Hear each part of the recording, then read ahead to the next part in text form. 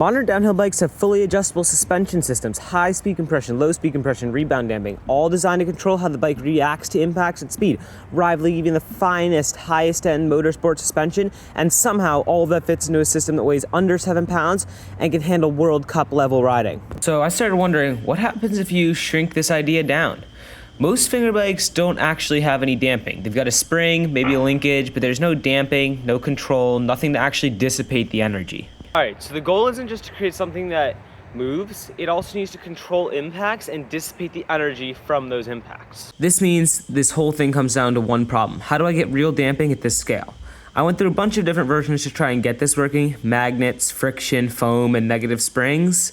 Eventually I settled on hydraulics, the same way it's done in real life, but this came with its obvious set of problems. I was dealing at a scale where tenths of a millimeter were what mattered, and it was really hard to get the right sized O-rings and seals working, but eventually I managed to get it working, and this is what I ended up with. I managed to get it working really well, so well in fact that it was actually sealed to air, and you can see that in this video. Here's before, and we can see that the bike actually bounces slightly and goes through the entire travel. It actually fully bottoms out the fork on just that small impact. And this is what we ended up with.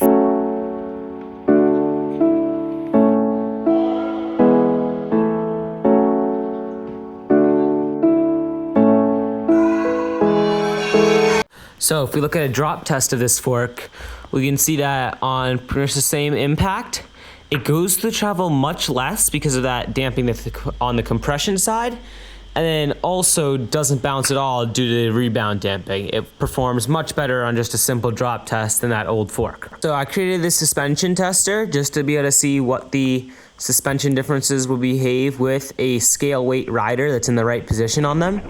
So if we look at how this one behaves, it actually does behave quite well, but you can see the fork goes incredibly deep into the travel. If that bump at the end was any bigger, it would have just stopped.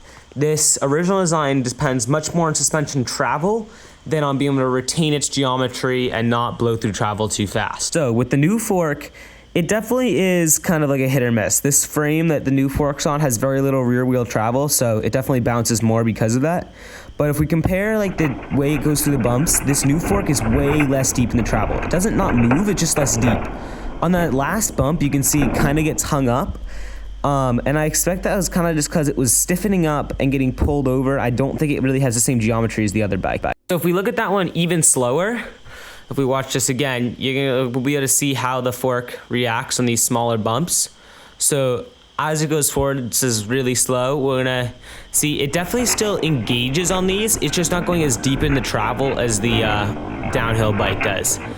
The geometry on this definitely doesn't favor the big bump at the end there. It's not nearly as slack as the downhill bike, but I still think it behaved quite well. It never really went to a full bottom out, where the other one was really close, and in fact it might have bottomed out on that last hit. However, a test only shows you so much. We gotta show how this thing actually behaves on real fingerbike trails.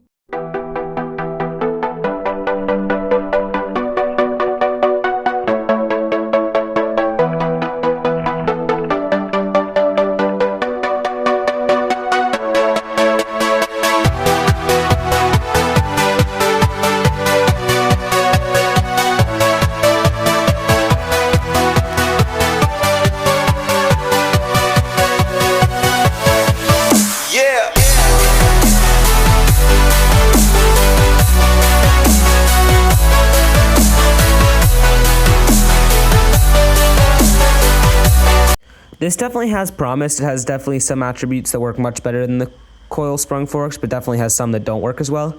If you want to see more of this, definitely add it in the comments, but essentially it works by using a small nail to push the oil in and out of the fork, and then there are a series of 4 O-rings sealing that, and then a little tub sealing it around the rest of the stanchion. So definitely works well. Comment if you want to see more about this.